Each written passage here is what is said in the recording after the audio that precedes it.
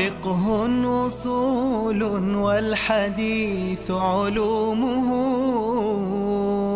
وبه لريب السائلين جلاء.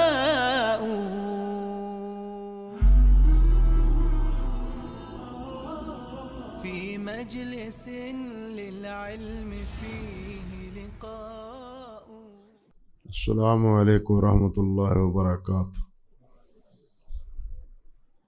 ان الحمد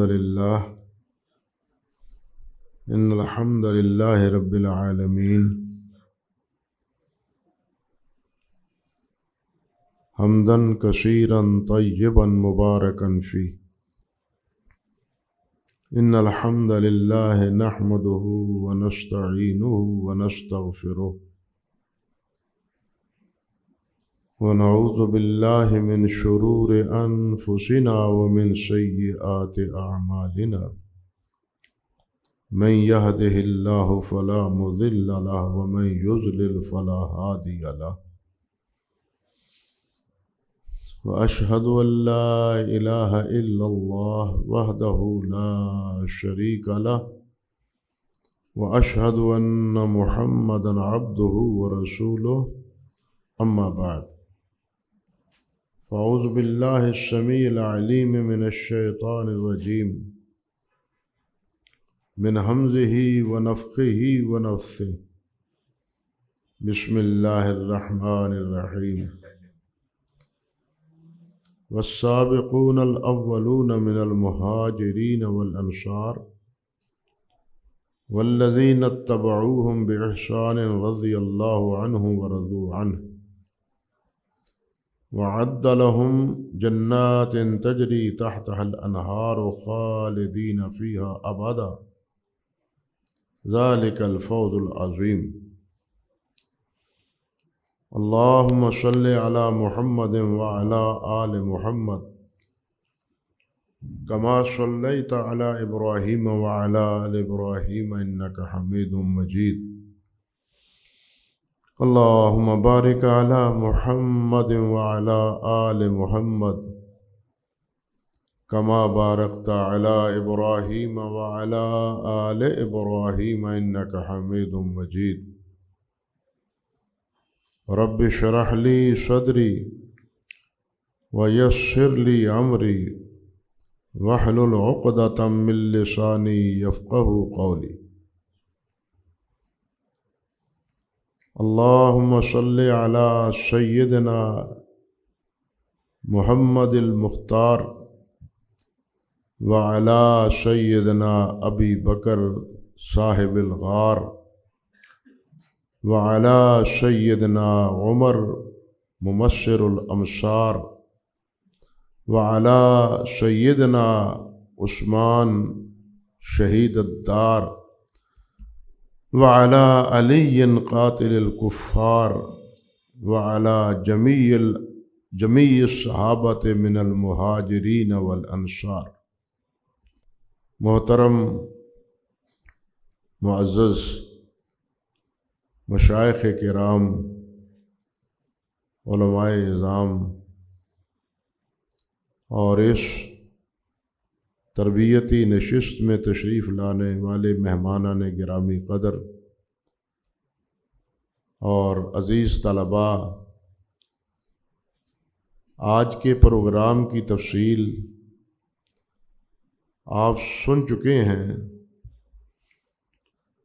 اور اشتہارات کے ذریعے بھی یہ معلوم کر چکے ہیں کہ ہم نے یہ سمجھنا ہے کہ ہمارا موقف حضرات صحابہ کرام رضوان اللہ علیہ مجمعین اور حضرات اہل بیت کے مابین جو تعلقات ہیں، جو ان کی باہم آپس میں وابستگی ہے، یا اگر کوئی اختلاف کی کوئی نہج ہے تو اس بارے میں ہمارا موقف کیا ہے. ہمارا موقف وہ ہمارا نہیں ہے، بلکہ وہی موقف ہے جو خود حضرات صحابہ کرام رضوان اللہ علیہ مجمعین اور اہل بیت کا باہم آپس میں ہے۔ ہمارا کوئی مستقل موقف نہیں ہے، وہی موقف ہے، اسی کی ہم دعوت دیتے ہیں، اسی کا پرچار کرتے ہیں اور اسی کی طرف لوگوں کو بلاتے ہیں کہ جو تعلق،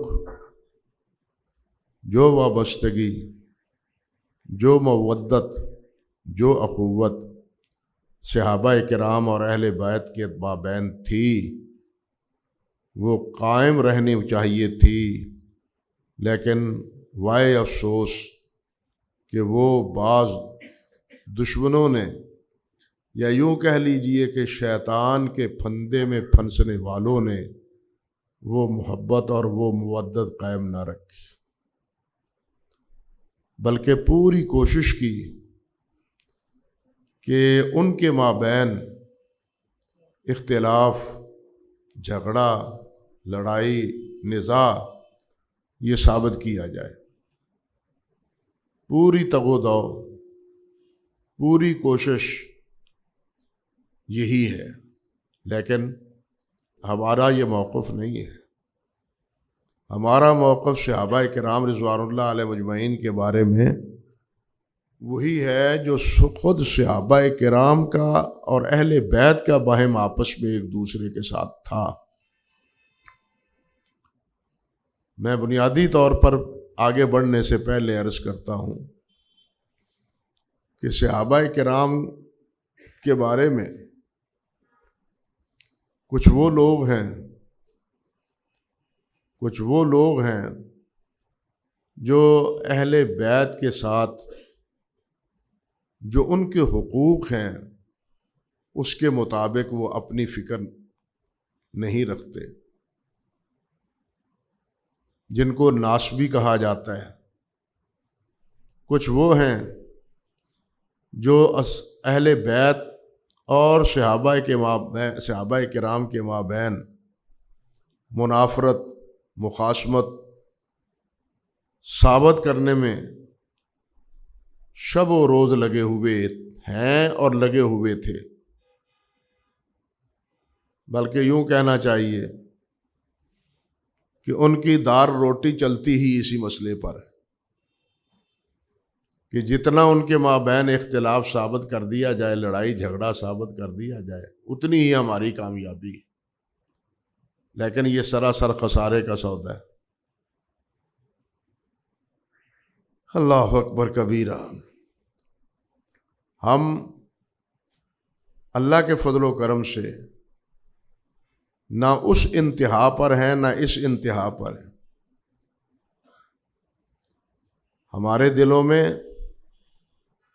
تمام اہل بیت کے ساتھ اسی طرح محبت اور پیار ہے جس طرح کہ صحابہ کرام اور اہل بیت کے مابین پیار تھا۔ اللہ اکبر کبیرہ۔ اہل بیت کون ہیں؟ یہ ایک تفصیل طلب موضوع ہے، لیکن خلاصتاً یہ بات آپ سمجھیے کہ اہل بیت وہ ہیں جو نبی علیہ السلام کے گھر میں پلے ہیں، رہے ہیں۔ ان سے مراد ازواج مطہرات بھی ہیں، آپ کے گھر میں پرورش پانے والے، وہ خواہ حضرت فاطمہ ہوں یا حضرت علی ہوں یا حضرت حسن ہوں یا حضرت حسین ہوں، وہ بھی نبی علیہ السلام کے اہل بیت ہیں۔ بلکہ امام راغب نے کہا ہے رحمۃ اللہ علیہ کہ اہل بیت وہ سب ہیں جو نبی علیہ السلام کے گھر میں جنہوں نے پرورش پائی، اور ان کو بھی اہل بیت کہا جاتا ہے، یا جو کسی کے دین کے مطابق ہو، اس کا دین، اس کا مذہب وہی ہو جو اس بڑے کا ہے۔ آپ دیکھیں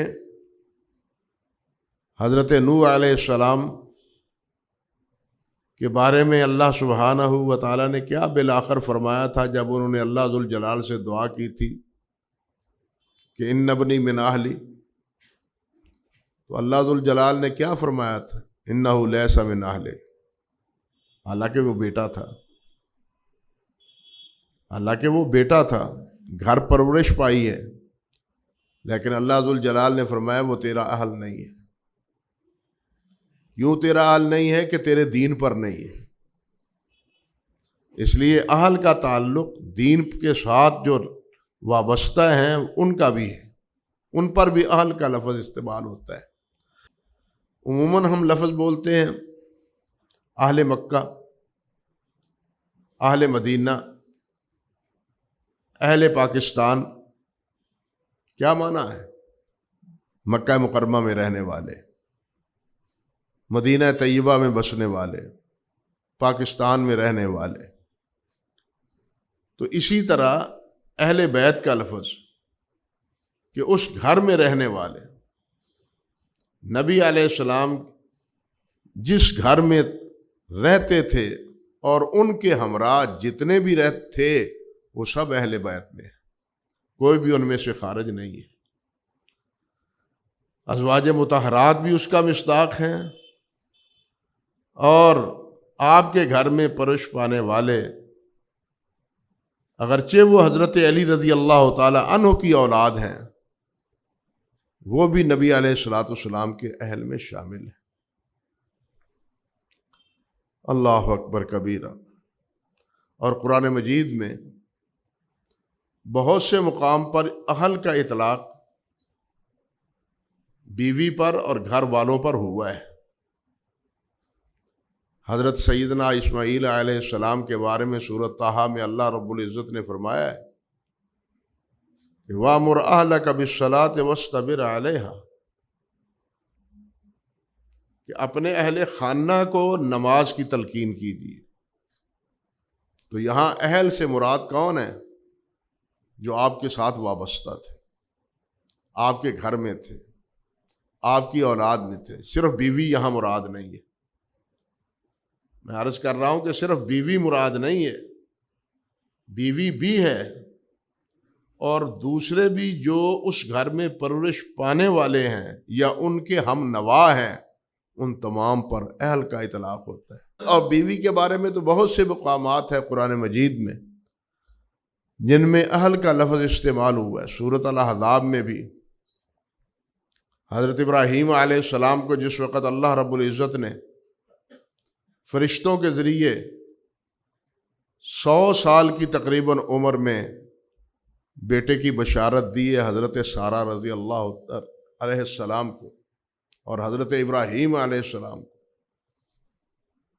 تو حضرت سارہ نے تعجب کا اظہار کیا،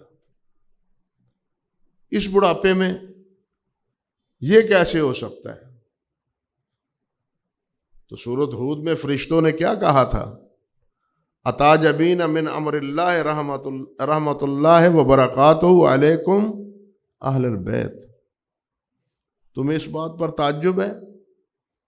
اللہ جو چاہے حکم کرے، جو چاہے فیصلہ فرما دے، نہ دے تو نوجوانوں کو نہ دے، دے تو بوڑھوں کو دے دے، یہ تو اللہ کا فیصلہ ہے، اللہ کا حکم ہے۔ آپ دیکھیے حضرت زکریا علیہ السلام وہ دعائیں کرتے ہیں اللہ سبحانہ و تعالیٰ سے کہ یا اللہ بوڑھا ہو گیا ہوں، بال سفید ہو گئے ہیں، ہڈیوں کی میخ جو ہے وہ ختم ہو چکی ہے، لیکن میں تیری رحمت سے نا امید نہیں ہوں۔ دعائیں کرتے ہیں، پھر اللہ سبحانہ و تعالیٰ نے جبرائیل علیہ السلام کو بھیج کے بتلا دیا کہ اللہ تمہیں اولاد دے گا، پھر تعجب کرنے لگے۔ پہلے دعائیں کرتے ہیں بڑھاپے میں، اللہ سے مایوس نہیں ہیں۔ نبی انبیاء کی تعلیم یہ ہے کہ وہ اللہ سے کبھی بھی مایوس نہیں ہوتے کسی حالت میں. بڑھاپے میں اللہ سے دعائیں کرتے ہیں، لیکن جب بشارت ملتی ہے تو پھر تعجب کرتے ہیں کہ کیسے. اور ساتھ ہی اللہ ذوالجلال والاکرام سے عرض کرتے ہیں کہ پھر اس بڑھاپے میں میری علامت کیا ہوگی کہ واقعتاً مجھے اولاد ہوگی. تو اللہ ذوالجلال والاکرام نے جواب دیا کہ تم 3 دن تک کلام نہیں کر سکو گے سوائے اشارے کے ساتھ تم بات کرو گے، بات نہیں کر سکو گے. تو یہ بات نہ کر سکنا یہ اس بات کی گویا کہ علامت بن گئی کہ اللہ تعالیٰ نے امید کر دی ہے. سمجھ گیا بات کہ اللہ تعالیٰ نے امید دلا دی ہے اولاد ہوگی، اور پھر ہوئی بڑھاپے میں. اس لیے اذا اراد بشیء یقول له کن فیکون، اللہ کے لیے کوئی مشکل نہیں. ہر کام اللہ سبحانہ و تعالیٰ کے ایک حکم سے پایہ تکمیل کو پہنچ جاتا ہے. تو یہاں بھی حضرت سارہ کے تعجب پر اللہ سبحانہ و تعالیٰ کے فرشتوں نے یہی بات فرمائی کہ کیا تم اس بات پر تعجب کرتے ہو اہل البیت. تو یہاں اہل بیت سے مراد کون ہے؟ حضرت سارہ حضرت ابراہیم علیہ السلام کی اہلیہ، حضرت ہاجرہ ان کے ہاں حضرت اسماعیل اس سے پہلے حضرت ابراہیم کی تقریباً 92 سال کی عمر میں اولاد ہو چکی تھی، اولاد پہلے ہو چکی تھی. حضرت سارہ کے ہاں کوئی اولاد نہیں تھی. تو اس کے بارے میں وہ دعائیں بھی کرتے تھے اور اللہ سبحانہ و تعالیٰ نے ان کی دعاؤں کو قبول بھی فرمایا. میرے کہنے کا مقصد یہ تھا کہ نبی علیہ الصلاۃ والسلام اللہ سبحانہ و تعالیٰ نے اہل کا لفظ ازواج کے لیے بھی بولا ہے. معروف واقعہ ہے حضرت موسیٰ علیہ السلام کا. مدین پہنچتے ہیں اور مدین پہنچنے کے بعد جو معاہدہ ہو چکا وہاں بکریاں چرانے کا اور وہ مدت مکمل ہو چکی، تو اللہ نے فرمایا فلما قضا موسیٰ الاجل وسار بأہلہ، جب مدت پوری ہو گئی تو موسیٰ علیہ السلام اپنی اہل کو لے کے چل نکلے. اب تیسرا تو ہے ہی نہیں. اہل سے مراد یہاں کیا ہے؟ بیوی، جس کے بارے میں کہا گیا تھا کہ 8 سال بکریاں چرائیں یا 10 سال آپ کی منشا، میں اپنی بیٹی کا نکاح تمہارے ساتھ کر دوں گا. یہ مدت مکمل ہوئی تو حضرت موسیٰ علیہ السلام اہلیہ کو لے کے وہاں سے چل نکلے. اللہ اکبر کبیرہ. وہاں سے چلتے ہیں تو راستے میں سردی کی وجہ سے ٹھٹر جاتے ہیں. تو پھر بیوی سے کہتے ہیں اذ قال موسیٰ لأہلہ انی آنست نارا. اللہ ذوالجلال فرماتے ہیں کہ موسیٰ علیہ السلام نے اپنے اہل سے کہا ذرا ٹھہرو، میں آگ محسوس کر رہا ہوں، آگ مل جائے گی تو اس سردی کا کچھ کا نہ کچھ علاج ہو جائے گا، مداوا ہو جائے گا. یہاں بھی اہل کا لفظ کس پر استعمال ہوا ہے؟ بلا شرکت غیر حضرت موسیٰ علیہ السلام کی زوجہ محترمہ پر. اس لیے اہل کا اطلاق یہ خام خواہ کی باتیں ہیں. میں سمجھتا ہوں کہ اہل میں ازواج ہیں یا نہیں ہیں، یہ بحث بطونی باتیں. سورۃ احزاب میں اللہ سبحانہ و تعالیٰ نے یا نساء نبی کہا، پہلے یا نساء نبی بھی کہا، ازواج کا لفظ بھی استعمال کیا، پھر انہی کے بارے میں اہل کا لفظ بھی استعمال کیا. لیکن جن حضرات نے ماننا نہیں ہے وہ یہاں بھی کہتے ہیں کہ یہاں قرآن مجید میں تحریف ہوئی ہے. معاذ اللہ ثم استغفر. اللہ گمراہیوں سے بچائے. تو خیر کہنے کا مقصد یہ تھا کہ اہل سے مراد ازواج مطہرات بھی ہیں اور وہ سب جو نبی علیہ السلام کے گھر میں پرورش پائی ہے جنہوں نے. آل کا مفہوم اس سے بھی وسیع ہے. آل کا لفظ اہل سے بھی وسیع ہے۔ آل میں وہ سب شامل ہیں جو اس کے ہم نوا ہوتے ہیں، ہم فکر ہوتے ہیں، ہم دین ہوتے ہیں۔ آل کا لفظ وہ زیادہ وسیع ہے۔ اور حدیث میں آتا ہے صحیح بخاری میں کہ نبی علیہ الصلوۃ والسلام جس وقت ازواج مطہرات کے گھروں میں تشریف لاتے تو دروازے میں داخل ہوتے ہی کہتے السلام علیکم اہل البیت ورحمۃ اللہ، اے اہل بیت تمہیں سلام ہو اور اللہ کی رحمت ہو تم پر۔ یہ صحیح بخاری کی روایت۔ اور یہی اسی طرح جن ازواج مطہرات کے گھر میں تشریف لے جاتے نبی علیہ السلام ان پر اسی طرح سلام اور رحمت کی دعا کرتے ہوئے اس گھر میں داخل ہوتے۔ یہ روایت بالکل اس بات کی مؤید ہے کہ اہل سے مراد ازواج مطہرات ہیں، لیکن کچھ بد نصیب ہیں جو کہتے ہیں کہ نہیں، ان کو خارج ہی کیا جائے، اہل بیت کو، ازواج مطہرات کو خارج ہی کیا جائے، لیکن ہم تو کسی کو خارج نہیں کرتے۔ دوسری بات یہ سمجھیں کہ جب ہم صحابہ کرام کے مناقب بیان کرتے، ان کے محامد بیان کرتے، ان کی عدالت بیان کرتے ہیں، تو ان سے مراد تمام صحابہ ہیں بلا تفریق، بلا تفریق سب صحابہ کرام رضوان اللہ علیہ مجمعین مراد ہیں، وہ مہاجرین ہوں، وہ انصار ہوں۔ آپ بتلائیں کہ مہاجرین میں کیا حضرت فاطمہ نہیں ہے، حضرت علی نہیں ہے، ابو بکر نہیں ہے؟ یہ سب مہاجرین ہیں۔ اسی طرح انصار ہیں، حضرت سعد بن معاذ ہیں، سعد بن ابی وقاص ہیں، یہ سب مہاجرین اور انصار۔ جب ہم صحابہ کی عدالت کی بات کرتے ہیں یا ان کے مناقب اور محامد قرآن مجید نے بیان کیے ہیں تو اس سے مراد تمام صحابہ کرام رضوان اللہ علیہ مجمعین ہیں، اس سے وہی مراد نہیں ہے جو ہم کہتے ہیں کہ خلفائے راشدین، جن کو خلفائے راشدین کہتے ہیں، جن کو عشرہ مبشرہ کہتے ہیں، یا جن کو اصحاب بدر کہتے ہیں، یا جن کو اصحاب شجرہ کہتے ہیں، صرف وہی مراد نہیں ہے، بلکہ صحابہ میں سب شامل ہیں۔ وہ جن کو نبی علیہ الصلوۃ والسلام سے ملاقات کا شرف حاصل ہوا ہے، آپ کے پاس بیٹھنے کا شرف حاصل ہوا ہے، آپ کے ساتھ چلنے کا شرف حاصل ہوا ہے، آپ کے ساتھ بات کرنے کا شرف حاصل ہوا ہے۔ شرح نخبہ پڑھنے والے طالب علم وہ جانتے ہیں، اور صحیح بخاری کا سبق پڑھنے والے بھی جانتے ہیں کہ امام بخاری رحمۃ اللہ علیہ نے صحابی کی تعریف کیا کی۔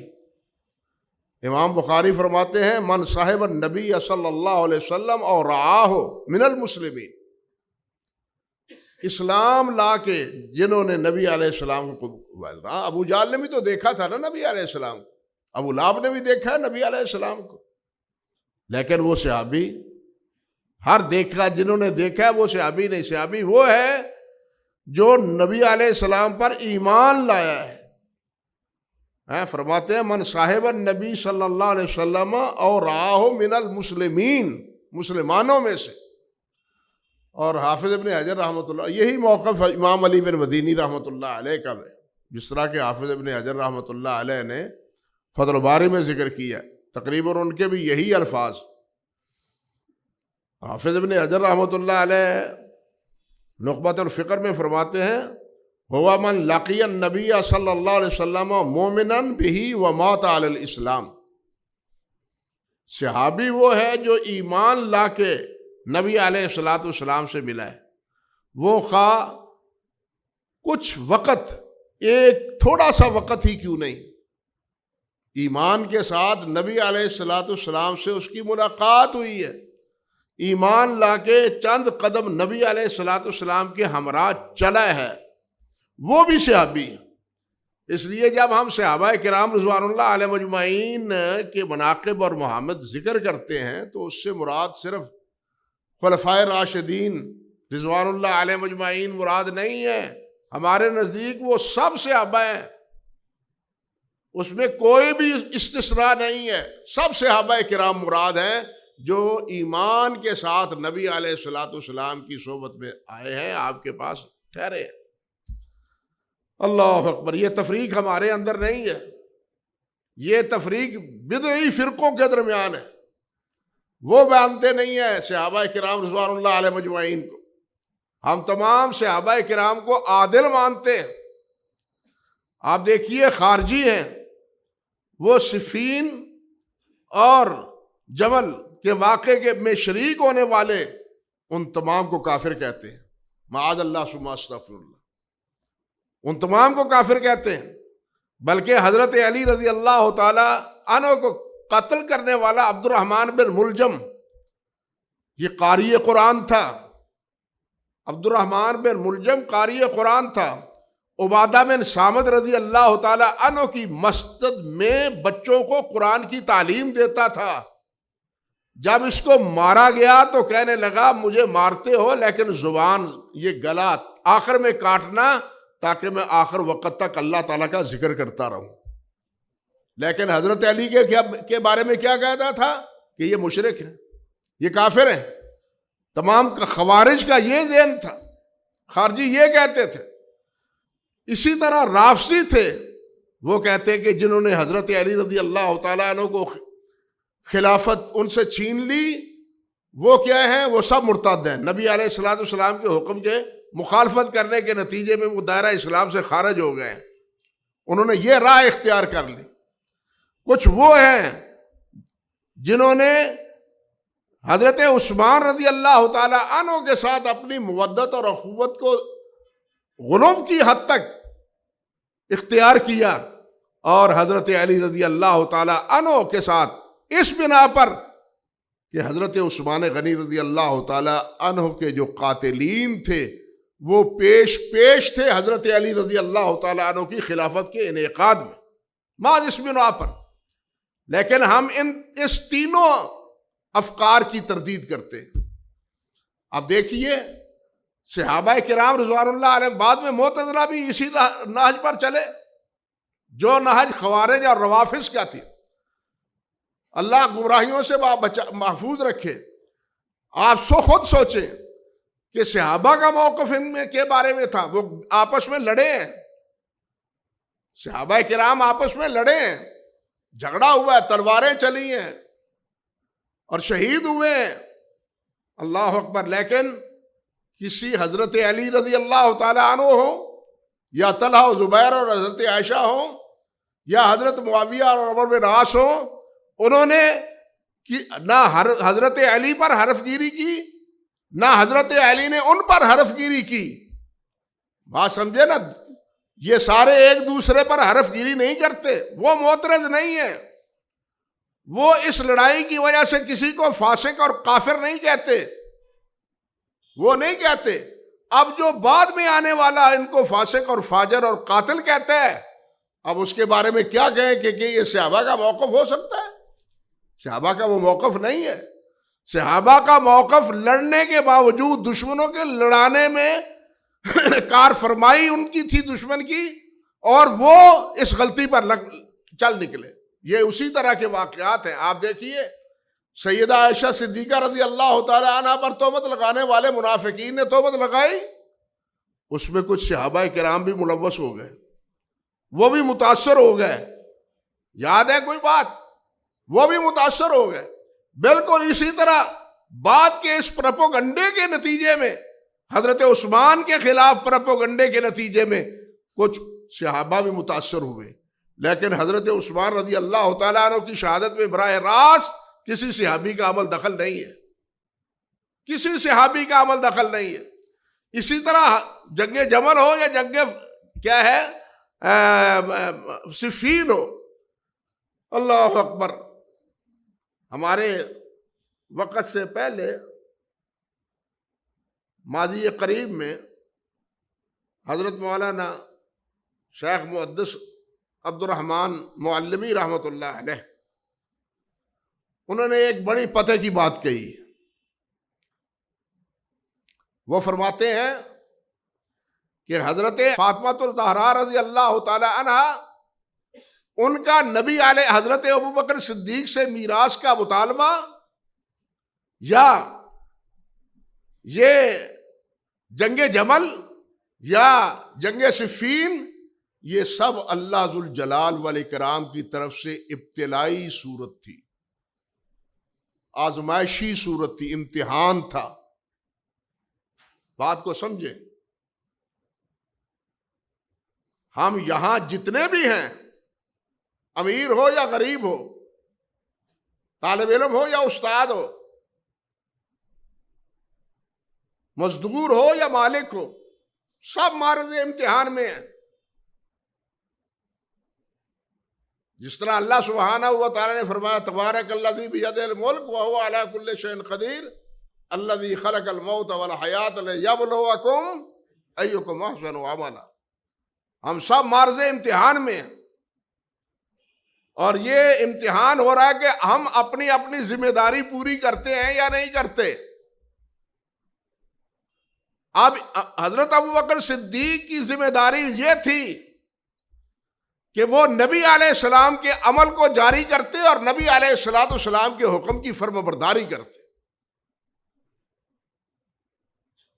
اور انہوں نے کی۔ سیدہ فاطمہ سے اللہ ذوالجلال نے سوال کروایا، اور سوال کروایا وراثت کا، جو مسئلہ بڑا اہم سمجھا جاتا ہے۔ مگر حضرت ابوبکر صدیق رضی اللہ تعالیٰ عنہ نے کیا فرمایا؟ لا نورث ما ترکنا صدقہ، کہ نبی علیہ السلام نے فرمایا ہے کہ ہماری وراثت نہیں چلتی، جو ہمارا مال و متاع ہے وہ صدقہ ہے۔ یہ کہا حضرت فاطمۃ الزہرا رضی اللہ تعالی عنہ سے، اور فاطمۃ الزہرا رضی اللہ تعالی عنہ نے والد گرامی پیارے پیغمبر علیہ السلام کا یہ فرمان سننے کے بعد خاموشی اختیار کر لی، کوئی تعرض نہیں کیا۔ بعض کہتے ہیں کہ حضرت فاطمہ نے حضرت ابوبکر صدیق سے بولنا ہی بند کر دیا، لیکن یہ بات سراسر غلط، کوئی بولنا بند نہیں کیا، تعلق کا انقطاع نہیں کیا، آپس میں مودت اخوت بدستور قائم تھی۔ بلکہ نہج البلاغہ کی جو شرح ہے ابن ابی الحدید، اس کے الفاظ یہ ہیں، آپ ذرا غور کیجئے کہ حضرت ابوبکر صدیق رضی اللہ تعالی عنہ نے کیا فرمایا؟ لاکے مال ابی کے کان رسول اللہ صلی اللہ علیہ وسلم یاخذ من فدق، کہ نبی علیہ السلام جو عمل کرتے تھے میں وہی عمل کروں گا۔ فدق کا جو مال آتا تھا، نبی علیہ السلام آپ کی غذا کے لیے اور ضروریات کے لیے آپ کو قوت دے دیتے تھے، غذا دے دیتے تھے، اور جو باقی بچتا تھا ازواج مطہرات کو بھی اور اہل بیت حضرت فاطمہ الزہرا کو بھی، اور جو باقی بچتا تھا فرماتے ہیں یقسم الباقی وینفق منہ فی سبیل اللہ، وہ اللہ کی راہ میں خرچ کر دیتے، اور لکہ علی ان اسنا بہا کما کانا یسنا، میں بھی اسی طرح کروں گا جس طرح کہ نبی علیہ السلام نے تمہارے ساتھ کیا ہے۔ میں نبی علیہ السلام کی مخالفت نہیں کر سکوں گا۔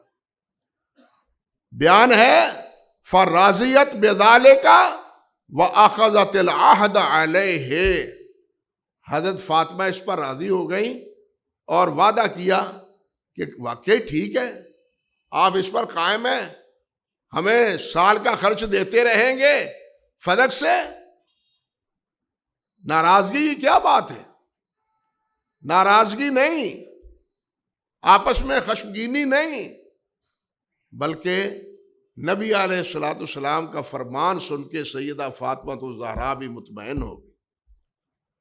امتحان تھا حضرت ابوبکر صدیق کا کہ کیا وہ نبی علیہ السلام کی صاحبزادی سمجھ کے ان کا مطالبہ پورا کرتے ہیں یا اللہ کے رسول کی فرم برداری کرتے ہیں۔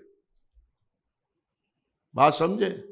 اللہ کے رسول کی فرم برداری کرتے ہیں یا یہ کہ وہ نبی علیہ الصلوۃ والسلام کی صاحبزادی کا لحاظ پاس کر کے ان کا مطالبہ پورا کرتے. یہ امتحان تھا ابو بکر صدیق، بالکل یہی امتحان تھا جمل میں بھی اور صفین میں بھی، کہ خلیفہ ابو بکر حضرت علی تھے، خلیفہ حضرت علی تھے.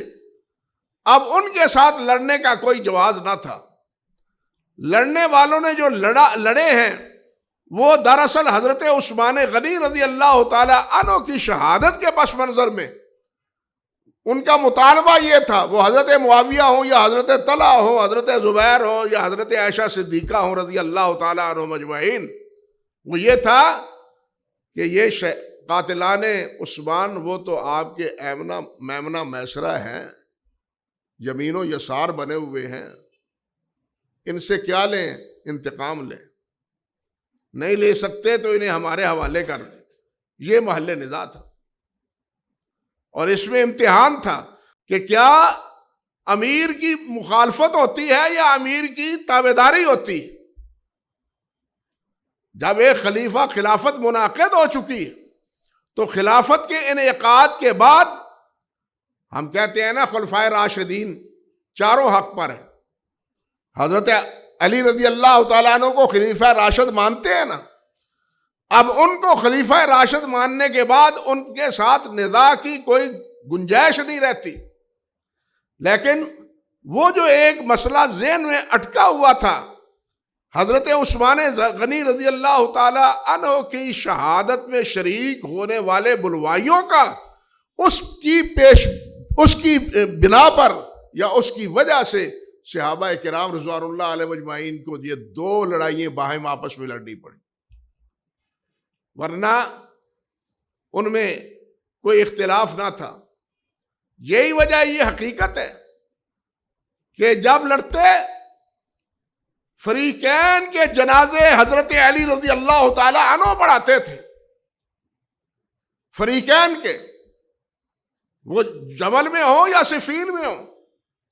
بلکہ جس وقت حکم تسلیم کیا گیا ہے حضرت عمرو بن معاذ کو اور ساتھ حضرت ابو موسیٰ اشعری کو، حضرت حسن نے تو پہلے ہی کہا تھا کہ ابا جی صلح کرنی چاہیے، اور فرماتے تھے کاش میں بیٹے کی بات مان لیتا، کاش میں بیٹے کی بات مان لیتا.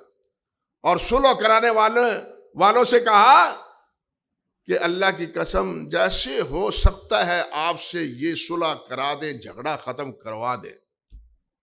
حضرت علی رضی اللہ نہ لڑنا چاہتے تھے حضرت علی نہ حضرت معاویہ وغیرہ، لیکن پس منظر کچھ ایسا تھا، شیطانوں نے یا کہنا چاہیے کہ دشمنوں نے ایسا ورگلا دیا جس کے نتیجے میں وہ باہم آپس میں کیا ہوئے؟ لڑائیوں میں مبتلا ہو گئے. لیکن لڑائیوں میں مبتلا ہونے کے باوجود بھی کسی کو کافر اور فاسق، میں یہ سمجھانا چاہتا ہوں، کسی کو فاسق اور فاجر نہیں کہا. کسی نے بھی کسی کی حمایت میں روایت سازی نہیں کی. بات سمجھیے، کسی نے بھی کسی کی حمایت میں روایت سازی نہیں کی. یہ روایت سازی بعد میں رافضیوں نے کی ہے، جس کے بارے میں حافظ خلیلی نے الارشاد میں لکھا ہے کہ 3 لاکھ روایات ہیں جو رافضیوں نے حضرت علی اور حضرت اہل بیت کے حوالے سے لوگوں میں پھیلا دی. 3 لاکھ، اللہ اکبر کبیرہ. اور اس بات کا آغاز تو حضرت عثمان غنی رضی اللہ تعالیٰ عنہ کی شہادت کے وقت ہو چکا تھا. اسی وقت سے یہ جھوٹ شروع ہو چکا تھا. صحیح مسلم کا مقدمہ پڑھ کے دیکھ لیں، حضرت عبداللہ بن عباس رضی اللہ تعالیٰ عنہ کے سامنے ایک فتوے کی لسٹ سامنے آئی. فتوے کس کے ہیں؟ حضرت علی رضی اللہ تعالیٰ عنہ کے. حضرت عباس دیکھتے ہیں، کچھ فتاووں کی تصدیق کرتے ہیں اور باقی فتاووں کے بارے میں کہتے ہیں کہ اگر یہ علی نے یہ فتوے دیے ہیں تو علی گمراہ ہو گیا ہے. معاذ اللہ ثم استغفر اللہ. حالانکہ حضرت علی گمراہ نہیں ہے. یہ فتوے دراصل ان کذابین نے حضرت علی کی طرف منسوب کر دیے تھے. یہ سلسلہ حضرت عثمان کی شہادت سے شروع ہوا ہے اور پھر بڑھتا ہی چلا گیا ہے، بڑھتا ہی چلا گیا ہے. انا للہ و انا الیہ راجعون. لیکن صحابہ کرام رضوان اللہ علیہ مجمعین باہم آپس میں لڑ کے بھی شیر و شکر تھے، ان کے ہی آپس میں مخاصمت نہ تھی. حضرت علی کا انتقال ہوا تو حضرت معاویہ رو رہے ہیں. حضرت معاویہ کے پاس فتویٰ آتا ہے تو وہ اپنے آدمی کو وہ سوال لکھ کے کہتے ہیں جاؤ جا کے حضرت علی سے اس سوال کے بارے میں جواب پوچھو، مجھے اس کا جواب نہیں آتا. اگر یہ مخاصمت اس قسم کی ہے جس طرح آج باور کروائی جاتی ہے تو کیا حضرت معاویہ رضی اللہ تعالیٰ عنہ حضرت علی سے فیصلہ لینے کے لیے اپنے قاصد کو بھیجتے؟ بالکل نہیں. اسی لیے میں عرض کر رہا ہوں کہ ان کے درمیان تو تفریق نہ تھی، لیکن تفریق ڈالنے والوں نے تفریق ڈالی، اور ان کی روٹی ہی اسی مسئلے پر چلتی. لب و دہان اور پیٹ کی خدمت اسی پر ہوتا ہے، اور کوئی ذریعہ نہیں ان کے پاس. اللہ ہدایت دے. تمہارا عرض کرنے کا مقصد یہ تھا کہ ہم اہل بیت کے ساتھ یا صحابہ کرام کے ساتھ جس وقت صحابی کا لفظ بولتے ہیں تو ان کے درمیان کوئی تفریق نہیں کرتے. جو مناقب، جو فضائل صحابہ کرام کے بارے میں قرآن مجید یا احادیث میں موجود ہیں، وہ مناقب اور وہ فضائل وہ تمام صحابہ کرام رضوان اللہ علیہ مجمعین کے مصداق تھے. ایک بات دیکھیے، یہ تو وہ تھے جو نبی علیہ الصلوۃ والسلام کی تربیت میں رہے ہیں، مدینہ طیبہ میں رہے ہیں، جو صحابہ کرام، یا مکہ مکرمہ میں 13 سال نبی علیہ السلام کے ساتھ رہے ہیں، یہ ہے. لیکن وہ بھی تو ہیں جو حجۃ الوداع کے موقع پر نبی علیہ السلام کے حج میں شامل ہوئے، جو حج میں شامل ہوئے، اور حج میں شامل ہونے والوں کو نبی علیہ الصلوۃ والسلام کیا فرما رہے ہیں؟ بلا تفریق اور بلا استثناء فرما رہے ہیں بلغوا انی ولو آیا، سب سن لو. اگر تم میں سے کسی کے پاس ایک مسئلہ بھی ہے تو وہ آگے لوگوں کو پہنچا دے. یہ تمام اس وقت حاضر ہونے والے 1 لاکھ سے زیادہ صحابہ کرام رضوان اللہ علیہ مجمعین کی گویا کہ عدالت نبی علیہ السلام نے بیان کی یا نہیں کی.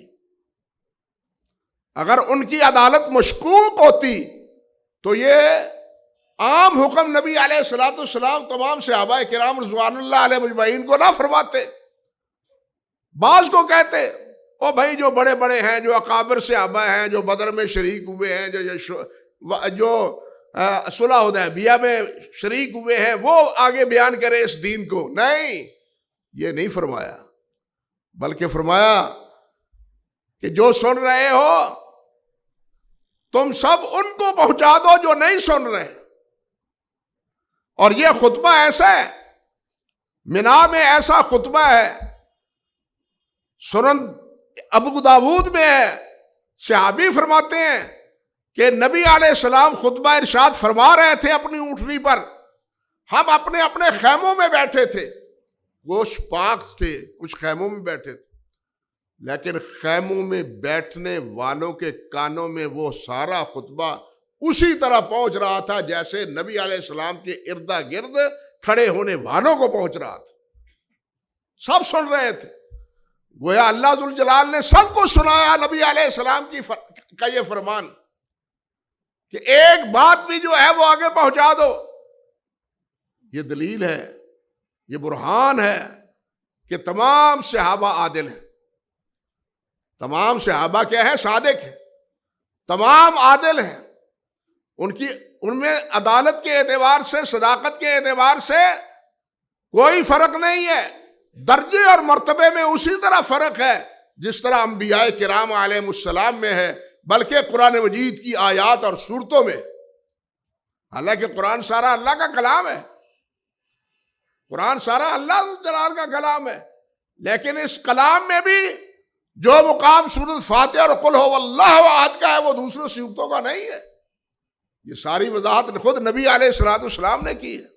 اس لیے سب کی عدالت، سب کے مرتبے اور فضیلت اپنی جگہ پر، لیکن ان میں بھی درجہ بندی ہے. ان میں بھی درجہ بندی. تو بہرحال عرض کرنے کا مقصد یہ تھا کہ اہل بیت ہوں یا صحابہ کرام ہوں رضوان اللہ علیہ مجمعین، ہمارے دلوں میں سب کے بارے میں یکساں محبت، کوئی تفریق نہیں ہے. جس طرح کے رافضیوں نے، ناسبیوں نے، خارجیوں نے یہ تفریق پیدا کر دی اپنے اپنے دلوں میں، لیکن الحمدللہ اہل سنت کے دلوں میں، اہل حدیث کے دلوں میں اس قسم کی کوئی تفریق نہیں. اب دیکھیے، جہاں تک حضرت اہل بیت کا تعلق ہے، یعنی ازواج مطہرات ہیں یا حضرت علی ہیں، حضرت حسن ہیں، حضرت حسین ہیں، سیدہ فاطمہ ہیں رضی اللہ تعالی عنہم اجمعین، یا آگے ان کی اولاد ہے جن کو ہم سادات کہتے ہیں. بات سمجھیے، جن کو ہم سادات کہتے ہیں، عربی میں الشریف کہتے ہیں. یہاں ہمارے ہاں لفظ سید استعمال ہوتا ہے، لیکن عربی میں یہی لفظ الشریف کا استعمال ہوتا ہے. ہمارے ہاں سید کا لفظ جو ہے وہ اسی سادات کے خاندان کے ساتھ سمجھا جاتا ہے، لیکن عرب کے ہاں سید کا لفظ وہ خاندان نبوت کے لیے نہیں بولا جاتا. وہ سردار کے معنی میں سمجھتے ہیں، وزیر اعظم کے معنی میں سمجھتے ہیں، صدر کے معنی میں سمجھتے ہیں. نہرو گیا ایک دفعہ سعودی عرب میں، تو سعودی عرب میں جب اخبارات میں خبر چھپی اس کی آمد کی، تو اس خبر میں لکھا تھا کہ سید نہرو سعودی عرب میں آ رہے ہیں. اب اس کو سید کہا انہوں نے، حالانکہ وہ سادات نہیں تھا. یہ ہمارے ہاں سید صاحب کی جو ہے نا ایک اصطلاح بن گئی ہے. کن کے بارے میں؟ اہل بیت کے بارے میں، یا نبی علیہ السلام کے خاندان سے جس کا تعلق. عرب میں یہ لفظ الشریف کے لفظ سے متعارف ہوتا ہے. اللہ اکبر کبیرہ. اور صحابہ کرام کے ساتھ اہل بیت کا البتہ کچھ حق فائق ہے، کچھ حق فائق ہے. کس ناطے؟ اہل بیت ہونے کے ناطے. ایک تو وہ صحابی ہیں اور دوسرا وہ اہل بیت ہیں. اللہ اکبر کبیرہ. اہل بیت ہے اور صحابی ہیں. اللہ اکبر. امام شیخ الاسلام ابن تیمیہ رحمۃ اللہ علیہ منہاج السنہ میں فرماتے ہیں، لا ریب ان لآل محمد صلی اللہ علیہ وسلم حقا علی الامت لا یشرکہم فیہ غیرہم. اس میں کوئی شک نہیں کہ اہل بیت کا آل محمد کا صلی اللہ علیہ وسلم کا حق امت پر ایسا ہے کہ اس حق میں دوسرا کوئی شریک نہیں ہے. اور ساتھ یہ بھی فرماتے ہیں، اللہ اکبر کبیرہ، ساتھ یہ بھی فرماتے ہیں شیخ الاسلام ابن تیمیہ رحمۃ اللہ علیہ کہ حق نہیں ہے وَيَسْتَحِقُّونَ مِنْ زِيَادَةِ الْمُحَبَّةِ وَالْمُوَالَاةِ مَا لَا يَسْتَحِقُّهُ سَائِرُ بُطُونِ قُرَيْش. قریشی اور بھی ہیں، نبی علیہ السلام بھی قریشی ہیں، سادات سب قریشی ہیں، لیکن ابو بکر بھی قریشی ہیں، عمر بھی قریشی ہیں، عثمان بھی قریشی ہیں. لیکن فرماتے ہیں کہ اہل بیت جو قریشی ہیں یہ دوسرے قریشیوں سے درجے اور مرتبے میں فائق ہیں، اس لحاظ سے محبت میں، موالات میں، تعلق میں. ایک محبت ہے صحابی ہونے کے ناطے، ایک محبت ہے نبی علیہ السلام کا خاندان ہونے کے ناطے. حافظ ابن تیمیہ فرماتے ہیں کہ ان کا ڈبل حق ہے اہل بیت کا. اللہ. حضرت امام ابو بکر بن عیاش رحمت اللہ علیہ، احادیث پڑھنے والے جانتے ہیں، ہر صفحے میں تقریباً ان کی روایت، بخاری مسلم میں یا احادیث کتب احادیث، ان کا فرمان ہے، کہتے ہیں اتانی ابو بکر لو اتانی ابو بکر و عمر و علی فی حاجت لبدأت بحاجت علی قبلہما. اگر میرے پاس بالفرض کسی ضرورت کے لیے، کسی مسئلے کے لیے ابو بکر آئیں، عمر آئیں، علی آئیں، تو میں سب سے پہلے بات علی کی سنوں گا. بات سمجھے؟ میں سب سے پہلے بات کس کی سنوں گا؟ علی کی سنوں گا. کیوں سنوں گا؟ لقرابتہ عن رسول اللہ صلی اللہ علیہ وسلم. نبی علیہ الصلوۃ والسلام کے ساتھ قرابت داری کی وجہ سے حضرت علی کی بات پہلے سنوں گا. لیکن آخر میں یہ مزید بات فرماتے ہیں ولئن اور اگر میں اخر من السماء الى الارض احب الی من اقدمہ علیہما. لیکن یہ بات ساتھ سمجھ لو، میں آسمان سے گرنا گوارا تو کر لوں گا، لیکن حضرت علی کو ابو بکر و عمر سے افضل نہیں سمجھوں گا. افضل کون ہے؟ ابو بکر و عمر ہے.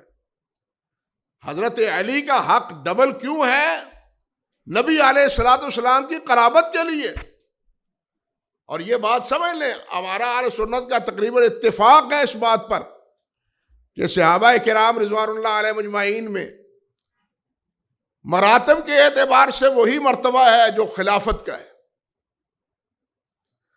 جس طرح خلافت میں پہلے حضرت ابو بکر ہے، پھر عمر ہے، پھر عثمان ہے، پھر علی ہے رضی اللہ تعالی عنہم اجمعین. لیکن اسی طرح مرتبہ جو ہے، مقام جو ہے، افضلیت جو ہے، وہ بھی اسی خلافت کے مطابق ہے کہ افضل ابو بکر ہے، پھر حضرت عمر ہے، پھر حضرت عثمان ہے، پھر حضرت علی ہے. سوائے اہل کوفہ کے باقی پورے اہل اسلام میں یہی عقیدہ تھا. کوفہ میں البتہ کچھ لوگ تھے جو حضرت عثمان سے حضرت علی کو افضل سمجھتے تھے. کوفہ میں کچھ لوگ تھے، لیکن ان کی ہم نوائی اور ان کی تعریف نہیں کی گئی، بلکہ اہل سنت اور اہل حدیث اسی مسئلے پر متفق ہیں کہ فضیلت کے اعتبار سے ان حضرات کا وہی مرتبہ ہے جو خلافت کی ترتیب میں پایا جاتا ہے. سمجھے بات؟ لیکن اس سے آگے دیکھیے کہ دوسرا حق یہ بھی ہے کہ ہم اہل بیت پر، آل پر درود بھیجتے ہیں. اللہ ذوالجلال نے فرمایا نا، یا ایھا الذین آمنوا صلوا علیہ وسلموا تسلیما. نبی علیہ الصلوۃ والسلام سے پوچھا گیا قد عرفنا السلام فکیف نصلی علیک یا رسول اللہ، آپ پر درود کیسے پڑھیں؟ تو آپ نے کیا جواباً ارشاد فرمایا؟ قولوا اللہم صلی علی محمد وعلی آل محمد، اللہم صلی علی محمد وعلی آل محمد. اب یہاں یہ مسئلہ بھی دیکھیے، قرآن مجید میں تو ہے کہ یا ایھا الذین آمنوا صلوا علیہ وسلموا تسلیما، نبی علیہ السلام پر درود بھیجو اور سلام بھیجو. صحابہ فرماتے ہیں عرفنا السلام، سلام تو ہم جان گئے، سمجھ گئے، صلات کیسے ہے؟ یہ سلام کیا ہے جو تشہد میں آپ پڑھتے ہیں؟ السلام علیکہ ایھا النبی ورحمۃ اللہ وبرکاتہ. یا جس وقت ملتے تھے السلام علیکہ یا رسول اللہ، السلام علیکم صحابہ کہتے تھے. قد عرفنا السلام، وہ سلام نہیں جو اس وقت بدعتی اختیار کر رکھے ہیں، بدعتیوں نے اختیار کر رکھا ہے. اور وہ بھی سلام اس وقت ہوتا ہے جس وقت سپیکر ہو، ورنہ وہ بھی نہیں ہوتا. اللہ ہدایت دے سب کو، بدعات سے، خرافات سے بچائے. اللہ اکبر کبیرہ. لیکن صلات جب کیف نصلی سوال ہوا، اللہ نے تو نہیں فرمایا کہ آل پر پڑھو، اللہ نے تو فرمایا میرے نبی پر پڑھو. لیکن نبی نے کیا سکھایا کہ قولوا اللہم صلی علی محمد وعلی آل محمد. یہ قرآن مجید کی وضاحت ہے، اس کی تفسیر ہے، تعویل ہے کہ اس سے مراد نبی علیہ السلام بھی ہے اور نبی علیہ السلام کی آل بھی ہے، وہ سب اس میں شامل ہے. یعنی دوسری تخصیص اہل بیت کی یہ بھی ہے کہ ہم ان پر درود پڑھتے ہیں، بلکہ امام شافعی رحمۃ اللہ علیہ نے تو فرمایا ہے اپنے دیوان میں، یا اہل بیت رسول اللہ حبکم فرض من اللہ فی القرآن انزلہ کفاکم من عظیم القدر انکم من لم یصلی علیکم لا صلاۃ لہ۔ امام شافعی رحمۃ اللہ علیہ کے نزدیک تشہد کے علاوہ درود شریف بھی فرض ہے نماز میں۔ یہ فقہی مسئلہ آپ پڑھتے رہتے ہیں، سنتے رہتے ہیں علماء سے۔ امام شافعی بھی، امام اسحاق بن راہویہ بھی، ایک قول امام احمد بن حنبل کا بھی یہی ہے۔ جن حضرات نے کہا ہے کہ امام شافعی اکیلے ہیں اس مسئلے میں، انہوں نے غلط کہا ہے۔ تو یہاں اس ربائی میں امام احمد کیا کہتے ہیں، امام شافعی کیا کہتے ہیں؟ کفاکم من عظیم القدر انکم، کہ اے اہل بیت تمہاری عظمت اور تمہاری قدر و منزلت کے لیے یہی بات کافی ہے کہ من لم یصلی علیکم لا صلاۃ لہ، جو آج پر درود سلام نہیں بھیجتا اس کی نماز ہی نہیں ہے۔ گویا یہ اختصاص ہے صحابہ کرام میں ساتھ اہل بیت کا، اللہ اکبر کبیرہ۔ بلکہ اہل بیت کے ساتھ حضرت ابو بکر صدیق ہوں، عمر فاروق ہوں، حضرت عثمان غنی ہوں، ان کے باہم آپس میں جو تعلقات ہیں تاریخ میں، وہ ہمارے لیے بڑے سبق آموز۔ لوگوں نے تو باتیں بنائی حضرت ابو بکر صدیق کے بارے میں کہ ان سے حضرت فاطمہ الزہرا ناراض ہو گئی، معاذ اللہ ثم استغفر اللہ۔ میں پہلے عرض کر چکا ہوں کہ یہ ہوائی کسی دشمن نے اڑائی ہوگی، تاریخ اس کی تائید نہیں کرتی، صحیح روایات اس کی تائید نہیں کرتی۔ صحیح بخاری کی جو روایت ہے اس کے الفاظ یہ ہیں وَلَمْ تَتَكَلَّمْ حَتَّىٰ مَاتَ، لیکن اس کے معنی یہ نہیں ہے کہ حضرت ابوبکر صدیق سے اور ان کے گھرانے سے انہوں نے کلام ہی نہیں کیا اور ان سے کوئی رابطہ ہی نہیں رکھا۔ اور حضرت فاطمہ الزہرا رضی اللہ تعالی عنہا وہ بیمار ہوتی ہیں نبی علیہ السلام کے بعد 6 مہینے بعد، اور 6 مہینے بعد فوت ہو جاتی ہیں۔ ان کی تیمارداری کون کرتا ہے؟ کس نے کی ہے؟ اسماء بنت امیس نے۔ اسماء بنت امیس کون ہے؟ ابو بکر صدیق کی اہلیہ ہے۔ یہ اسماء بنت امیس پہلے حضرت حمزہ کے ہاں تھی۔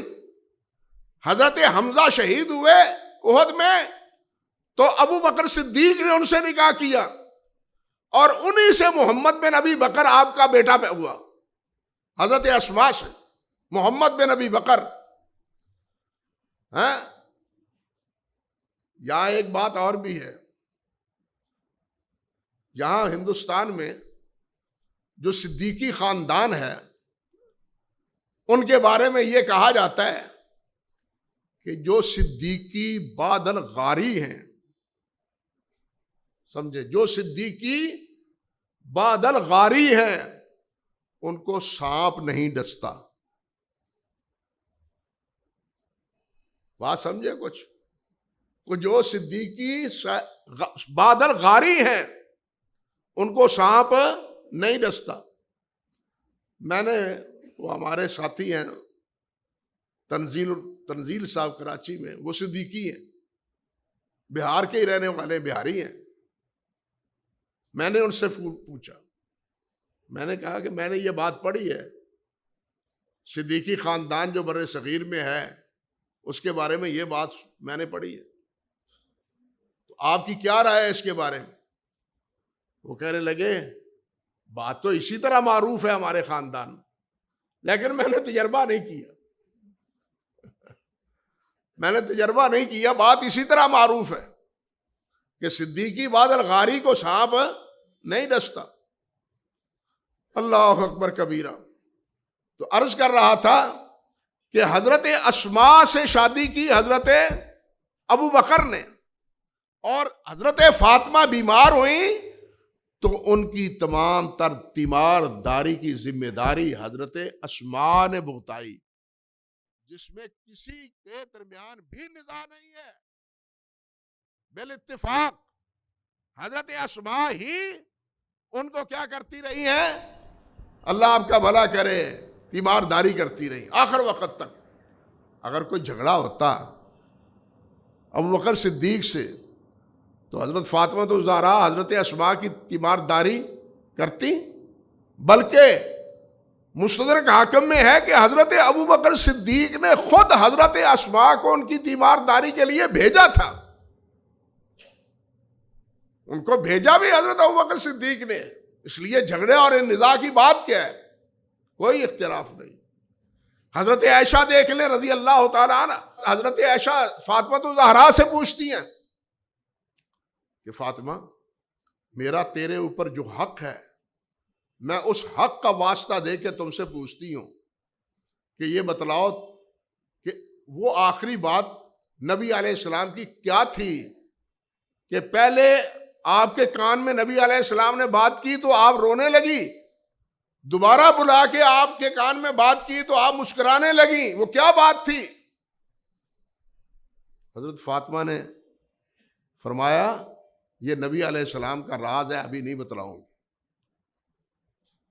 یہ بات بتلانے کے بعد نبی علیہ السلام فوت ہو چکے، انتقال فرما گئے۔ کچھ عرصے کے بعد پھر حضرت عائشہ نے حضرت فاطمہ الزہرا سے یہی سوال دہرایا۔ اگر ابوبکر صدیق اور ان کے گھرانے کے ساتھ سیدہ فاطمہ کی کوئی ناراضگی ہوتی تو حضرت فاطمہ حضرت عائشہ رضی اللہ تعالی عنہا کی اس بات پر کہ کیا حق، تمہارا کوئی حق نہیں ہے میرے اوپر، کون سا حق مجھے جتلاتی ہو؟ لیکن انہوں نے حضرت عائشہ کے اس حق کو تسلیم کیا۔ حق کیا تھا کہ حضرت عائشہ نبی علیہ السلام کی زوجہ تھی، اور اللہ ذوالجلال نے ازواج مطہرات کو مومنین کی مائیں کہا ہے، وَأُمَّهَاتُهُمْ وَأَزْوَاجُهُ أُمَّهَاتُهُمْ، وہ تمہاری مائیں ہیں۔ اللہ اکبر کبیرہ۔ تو پھر بعد میں حضرت فاطمہ الزہرا رضی اللہ تعالی عنہ نے ساری تفسیر بیان کر دی کہ ہاں ایسے ہوا۔ اب وہ تفسیر بھی ساری صرف حضرت عائشہ روایت کرتی ہیں اور کوئی بیان نہیں کرتا، صرف حضرت عائشہ سے یہ روایت ہے۔ گویا حضرت فاطمہ الزہرا رضی اللہ تعالی عنہا کے فضیلت اور مرتبت کے بارے میں، اللہ اکبر، یہی کیفیت حضرت عمر فاروق رضی اللہ تعالی عنہ اور صحابہ کرام کے مابین۔ بلکہ ایک دفعہ ایسا بھی ہوا کہ حضرت عمر فاروق بہمِ گفتگو ہے حضرت معاویہ سے رضی اللہ تعالی عنہ اپنے گھر میں، عبداللہ بن عمر آتے ہیں، بیٹا آتا ہے، دستک دیتا ہے، سلام لیتا ہے، اندر آنے کی اجازت لیتا ہے، اجازت نہیں ملتی، عبداللہ بن عمر واپس ہو جاتے ہیں۔ معاً بعد حضرت حسین آ جاتے ہیں، حضرت حسین پوچھا کہاں؟ ابا جی سے ملنے آیا تھا، وہ کسی سے بات کر رہے ہیں، مجھے حاضر ہونے کا موقع نہیں ملا۔ تو حضرت حسین بھی واپس، بیٹے کو موقع نہیں ملا تو مجھے کیسے ملے گا؟ عمر فاروق کو پتا چلا رضی اللہ تعالی عنہ، ان سے حضرت عمر فاروق رضی اللہ تعالی عنہ نے کیا فرمایا؟ فرمایا انت احق بالاذن من ابن عمر، تم زیادہ حقدار ہو عبداللہ بن عمر سے زیادہ گھر میں آنے کے، میرے گھر میں آنے میں بیٹے سے زیادہ تم حقدار ہو۔ یہ کس بنا پر حضرت عمر فاروق نے کہا؟ اسی قرابت داری کی وجہ سے جو حضرت حسین رضی اللہ تعالی عنہ کو نبی علیہ السلام کے ساتھ تھی، یعنی ان کا آپس میں یہ قرب تھا، مودت اور محبت تھی۔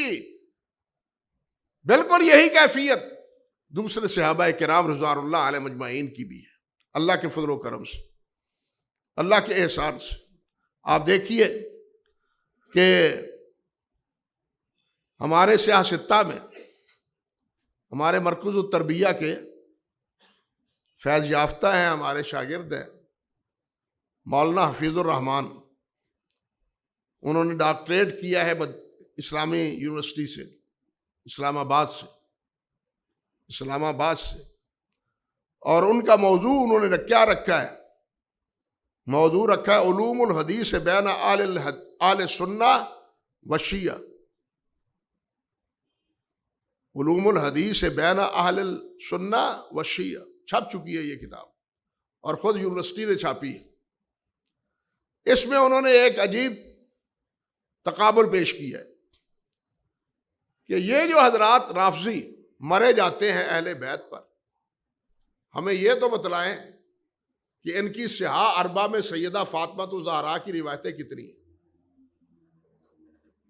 کوئی ایک روایت بھی صحاح اربع میں سیدہ فاطمہ الزہراء سے نہیں ہے، ویسے مرے جاتے ہیں۔ محبت ہے، سب کچھ ہے، سینہ کوبی بھی ہے اور سب کچھ ہو رہی ہے۔ بھئی ان کی روایات کیا ہیں؟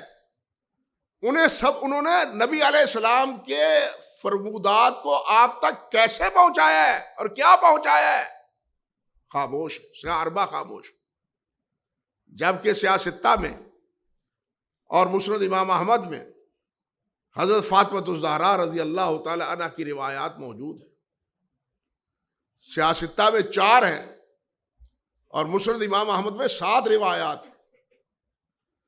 یہی پوزیشن حضرت حسن کی ہے رضی اللہ تعالی عنہ۔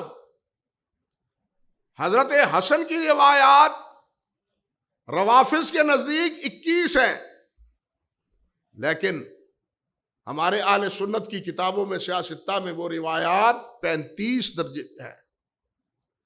حضرت حسین رضی اللہ تعالیٰ عنہ کی روایات صحاح اربع میں 7 ہیں صرف، اور اہل سنت کی کتب احادیث میں 43 ہیں۔ حضرت علی رضی اللہ تعالیٰ عنہ ہیں، ان کی روایات 690 ہے، 690 ہے صحاح اربع میں 690، اور وہ بھی اکثر مراسیل پر مبنی ہے، متصل سند سے وہ بھی نہیں ہے، لیکن متصل سند سے ہمارے اہل سنت کی کتابوں میں 1583 روایات۔ اب آپ ہی بتلائیں کہ محبت اہل بیت سے ہمیں ہے یا جو ان کی باتیں یاد نہیں رکھتے ان کے ساتھ ہے؟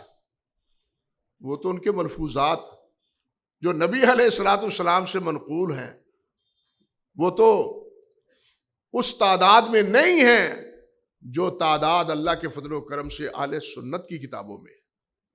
یہ اس بات کا ثبوت ہے کہ جو علاقہ اور جو تعلق اور جو وابستگی ان اہل بیت کے ساتھ محدثین رحمہم اللہ کو، اہل حدیث کو، اہل سنت کو ہے، وہ روافض کو نہیں ہے۔ بھائی جس سے محبت ہوتی ہے اس کی تو ہر بات یاد رہتی ہے نا، ہر بات یاد رہتی ہے، لیکن ان کے پاس ان کی باتیں ہیں ہی کتنی؟ صحاح اربع بھری پڑی ہے، کس سے؟ حضرت جعفر صادق کے القوال سے، اور وہ بھی متصل سند سے نہیں ہے، وہ بھی متصل سند سے نہیں، بلکہ یہ ایک علیحدہ مسئلہ ہے کہ ان کے ہاں جمع احادیث کا جو شیوع ہے یا جو وقوع ہے وہ تو بہت عرصہ بعد، صحیح بخاری کے مرتب ہو جانے کے بھی بعد شروع ہوا ہے یہ صحاح اربع کا، جبکہ اس سے پہلے اہل سنت کے نزدیک یہ تمام ذخیرہ احادیث مسانید اور جوامع میں جمع ہو چکا تھا۔ بلکہ حیرت ناک بات یہ ہے، کسی نے کہا ہے کہ صحیح بخاری کو سننے والے امام بخاری سے 90,000 کی تعداد میں، اور 90,000 کی تعداد تو اس وقت کل رافضیوں کی بھی نہیں تھی، یعنی جتنی تعداد ان احادیث کو سننے والے صحیح بخاری کا سوا کرنے والے ہیں 90,000، باقی کتابوں کو چھوڑیں، اتنی تعداد تو ان لوگوں کی ویسے تعداد کے اعتبار سے بھی نہیں تھی۔ کہنے کا مقصد یہ تھا کہ اہل بیت کے ساتھ محبت اور مودت یہ ہمارے ایمان کا اسی طرح حصہ ہے جس طرح ہم دوسرے صحابہ کرام رضوان اللہ علیہ مجمعین کے بارے میں کہتے، بلا شبہ ان کا ڈبل حق ہے، ڈبل حق ہے، کس اعتبار سے؟ صلات کے اعتبار سے. کس اعتبار سے؟ قرابت داری کے اعتبار سے. حضرت عمر فاروق رضی اللہ تعالیٰ عنہ نے جب حضرت عباس مسلمان ہوئے تو انہوں نے کہا اللہ کی قسم مجھے زیادہ خوشی ہے آپ کے اسلام لانے سے اس سے زیادہ کہ میرا باپ خطاب مسلمان ہوتا. آپ کے مسلمان ہونے پر مجھے زیادہ خوشی ہے. کیوں؟ کہ آپ کے مسلمان ہونے سے نبی علیہ السلام کو زیادہ خوشی ہوتی، خطاب کے مسلمان ہونے پر نبی علیہ السلام کو اتنی خوشی نہ ہوتی. آپ اندازہ کریں، حضرت عباس ہی تھے جن سے حضرت عمر فاروق نے نماز استسقاء پڑھوائی، باوجود ہے کہ حضرت عمر افضل ہیں، باوجود حضرت عثمان افضل ہیں، باوجود مرتبے کے اعتبار سے حضرت علی افضل ہے، لیکن حضرت عباس سے کیوں پڑھائی؟ فتح الباری اٹھا کے دیکھیے، بلکہ اقتداء صراط المستقیم دیکھیے. دونوں میں فتح الباری میں بھی حافظ نے یہ بات کہی ہے اور اقتداء صراط مستقیم میں بھی شیخ الاسلام ابن تیمیہ نے یہ بات کہی ہے کہ صلاۃ استسقاء یہ اس قسم کی دعا نیک آدمیوں سے کروانی چاہیے، لیکن نیک آدمیوں میں بھی جو اہل بیت میں سے ہیں ان سے کروانی زیادہ افضل ہے. بات سمجھے؟ جو اہل بیت میں سے حضرت عمر فاروق رضی اللہ تعالیٰ عنہ نے فرمایا تھا کہ میں ان سے دعا اس لیے کروا رہا ہوں کہ نبی علیہ السلام نے فرمایا تھا کہ یہ عباس میرے باپ کے قائم مقام ہے، بے منزلت ابی، میرے باپ کے قائم مقام ہے. یہ قربت تھی، یہ مودت تھی نبی علیہ السلام کی حضرت عباس کے ساتھ. اور پھر کسے معلوم نہیں ہے کہ حضرت عمر فاروق رضی اللہ تعالیٰ عنہ، نبی علیہ السلام نے فرمایا کہ کلو حسب و نسب، ہر حسب اور ہر نسب منقطع ہو جائے گا قیامت کے دن سوائے میرے حسب و نسب کے. اللہ اکبر کبیرہ. نبی علیہ السلام کے گھر حضرت عمر فاروق رضی اللہ تعالیٰ عنہ کی کیا تھی؟ بیٹی تھی، حفصہ تھی نا، رضی اللہ تعالیٰ عنہم اجمعین. وہ اس دنیا سے رخصت ہو گئے، فوت ہو گئے. اب وہ جو نبی سے تعلق تھا اس رشتے کے ناطے وہ منقطع ہوتا ہوا جب نظر آیا تو حضرت علی سے کہا علی مہربانی کرو اپنی بیٹی کا رشتہ ام کلثوم کا مجھے دے دو تاکہ نبی علیہ السلام کے خاندان کے ساتھ میرا تعلق جڑا رہے، دنیا میں بھی جڑا رہے اور آخرت میں بھی جڑا رہے. بتلائیے کوئی محبت ہے؟ کوئی محبت کی انتہا ہے؟ دشمنی ہے کوئی عمر فاروق اور حضرت علی میں؟ اور فریقین نے اس کو تسلیم کیا اس حقیقت کو. بلکہ ہمارے حضرت مولانا محمد صدیق نور اللہ مرقدہ، اللہ کروڑہ رحمتیں فرمائے ان پر، بشری تقاضے کے مطابق ان کی خطائیں اللہ معاف فرمائے. انہوں نے مستقل اس کتاب پر اس موضوع پر رسالہ لکھا ہے، چھپا ہوا ہے. ام کلثوم بنت علی فاروق اعظم کے نکاح میں مستقل رسالہ ہے. اور اس رسالے پر خود وہ بتلاتے تھے، میں نے خود سنا ہے ان سے، وہ خود بتلاتے تھے کہ میرے خلاف مقدمہ ہو گیا کہ جی انہوں نے غلط عبارتیں پیش کی. عدالت میں پیشی ہوئی تو میں نے کہا کہ یہ عبارتیں ان کتابوں کی، اگر یہ عبارتیں ان کتابوں کی نہیں ہے تو یہ انکار کر دیں. پھر انہوں نے پیترا بدلا کہا ترجمہ غلط کیا ہے انہوں نے. مولانا فرماتے ہیں میں نے کہا اچھا جناب ان کو کہیں کہ ان روایات کا ترجمہ کر دیں، چھاپ میں دوں گا. ان روایات کا یہ ترجمہ کر دیں، میں چھاپ دوں گا. اس کے بعد مقدمہ آگے چلا ہی نہیں، وہ پیشی ہوئی نہیں، وہ عدالت میں گیا ہی نہیں. جاتے کیسے؟ یہ ایک ایسی حقیقت ہے. لیکن جب انسان دماغ مسموم ہو تو پھر شیطان کی طرح ان الشیاطین لیوحون الی اولیاءہم، وہ پھر جو کانا پھوسی کرتا ہے وہ یہ کہ جی یہ زبردستی لیا گیا، یہ چھینا گیا، ظلم کیا گیا، یہ کیا گیا، وہ کیا گیا. یہ داستانیں پھر گھڑی گئیں، حقیقت نہیں ہے، یہ داستانیں گھڑی گئی، جس طرح بہت سی دوسری داستانیں گھڑی گئی ہیں. بہرحال کہنے کا مقصد یہ تھا، بات لمبی ہو گئی. اللہ اکبر کبیرہ، کہ ہمارا اللہ کے فضل و کرم کے ساتھ، اللہ کے فضل و احسان سے ہمارا سینہ تمام صحابہ کرام بشمول اہل بیت، جب ہم صحابہ کا نام لیتے ہیں تو اہل بیت اس میں شامل ہوتے ہیں. بات سمجھ لیں، جب ہم صحابہ کرام کا لفظ کہتے ہیں تو اس میں اہل بیت شامل ہوتے ہیں. ہم تفریق نہیں کرتے، بلکہ ان کو درجے اور مرتبے ایک گنا بلکہ 2 گنا مرتبے کے اعتبار سے مقدم سمجھتے ہیں. اگرچہ افضلیت وہی ہے جو خلافت راشدہ کی ہے، لیکن درجہ اور مرتبہ کسی اور وجہ سے ہونا یہ امر ثانی ہے. یہ ساری گفتگو کا خلاصہ ہے جو میں نے آپ کے سامنے عرض کر دیا، اور اس بارے میں بہت سی باتیں ہیں جو پیچھے رہ گئی ہیں.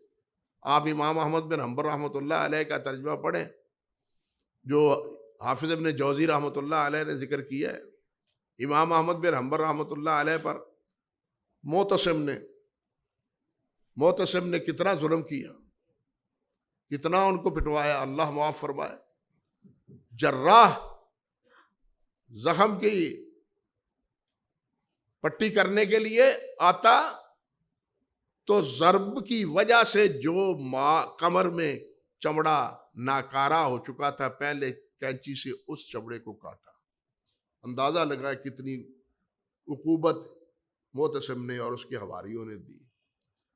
کاٹ کے پھر ان کے مابین جو خلا واقع ہوتا تھا ان کو جوڑنے کے لیے ٹانکے لگاتا. تکلیف ہوتی تو امام احمد کہتے سر پر ہاتھ رکھ کے اللہم اغفر للمعتصم، اللہم اغفر للمعتصم، اللہ معتصم کو معاف کر دے. جراح نے پوچھا کہ حضرت اس نے تو یہ کیا، آپ اس کی بخشش کی دعا کر رہے ہیں؟ فرمانے لگے میں پسند نہیں کرتا کہ نبی کی آل کا کوئی آدمی وہ قیامت کے دن میرے مد مقابل اللہ کی عدالت کے اللہ کی کٹہری میں کھڑا ہو، اس لیے میں نے دنیا میں ہی اس کو معاف کر دیا. امام احمد بیمار پڑے ہیں، لوگ عیادت کے لیے آتے ہیں، تلامذہ بھی ہیں، امراء بھی ہیں، سب آتے ہیں، کوئی ملنے کی اجازت نہیں. لیکن عبداللہ بن احمد کہتے ہیں اگر کوئی اشراف میں آتا، سمجھ گئے لفظ، سادات میں آتا تو امام احمد ان کو اندر آنے کی اجازت دیتے، کسی اور کو ملنے کی اجازت نہیں دیتے تھے. حضرت امام مالک مسجد میں جاتے، امام احمد مسجد میں جاتے، مسجد سے نکلنے لگتے تو اگر مسجد میں آتے یہی سادات میں سے، اشراف میں سے، تو آگے بڑھ کے ان کو پہلے کہتے آپ آگے بڑھیں، ان کو آگے کرتے، آپ پیچھے ہوتے. یہ تقریب ہے، یہ سبق سکھایا ہے ہمیں ہمارے محدثین رحمہم اللہ نے اہل بیت کے بارے میں. اس لیے ہمارے دلوں میں کیسے اہل بیت کی محبت نہ ہو، ہمارے دلوں میں کیوں نہ ہو، بلکہ یہی کیفیت امام مالک رحمۃ اللہ علیہ کی جعفر کے مقابلے میں ہیں، جس نے امام احمد بن حنبل امام مالک رحمۃ اللہ علیہ کو پٹوایا تھا، اور امام مالک نے طلاق مکرہ کے بارے میں جو تکلیف برداشت کی، اس وقت انہوں نے بھی مارنے والوں کو جناب کہا کہ میں اس کو معاف کرتا. میں یہ پسند نہیں کرتا کہ کوئی نبی علیہ السلام کے خاندان کا آدمی ہو اور قیامت کے دن اللہ کی عدالت میں وہ میرے سامنے پیش ہو اور ہم جھگڑ رہے ہوں. مجھے نبی علیہ السلام سے شرم آتی. انہوں نے پہلے ہی معاف کر دی. یہ ہے ہمارے اکابر اور یہ ہے ہمارے اسلاف جو کہتے ہیں کہ نیک ہو، افضل ہو، سب ہو، ٹھیک ہے، دعا اس سے کروائیں، لیکن مقدم کس کو کریں؟ سادات کو، وہ نیک ہو. آج کی بات تو اور ہے نا. وہ حضرت مولانا عطا اللہ صاحب بخاری رحمۃ اللہ علیہ فرمایا کرتے تھے اے ہور سید او ہور سید لو لاکھ دے بالک ہور سید اے ڈھگی وچھی دے چور سید. ہاں یہ کہا کرتے تھے. آج کل ہے یہ جو دیکھو سید، جو کہتے دیکھو سید. بلکہ ہمارے سید عبداللہ غزنوی رحمۃ اللہ علیہ، ان سے کسی نے پوچھا کہ آپ سادات میں سے ہیں؟ فرمانے لگے عجم میں خاندان جو ہیں ان کے نسب نامے خلط ملت ہو گئے ہیں، لوگ ہمیں سادات میں سمجھتے ہیں، ہم نہیں کہتے، ہمارا یہ کوئی دعویٰ نہیں ہے، لوگ ہمیں سمجھتے ہیں کہ ہم سادات میں سے. یعنی اندازہ کیجئے کہ اس شرف کے بارے میں ان کے اپنے احساسات کیا تھے. اللہ اکبر. یہ سبق سیکھا ہے سادات کے بارے میں ہم نے اپنے اسلاف سے. اللہ تعالیٰ اسی سبق پر ہمیں قائم رکھے، وابستہ رکھے، اور تمام صحابہ کرام کے ساتھ یکساں مودت اور اخوت اور محبت کی ہمیں توفیق عطا فرمائے. اقول قولی ھذا استغفر اللہ لی ولکم ولسائر المسلمین.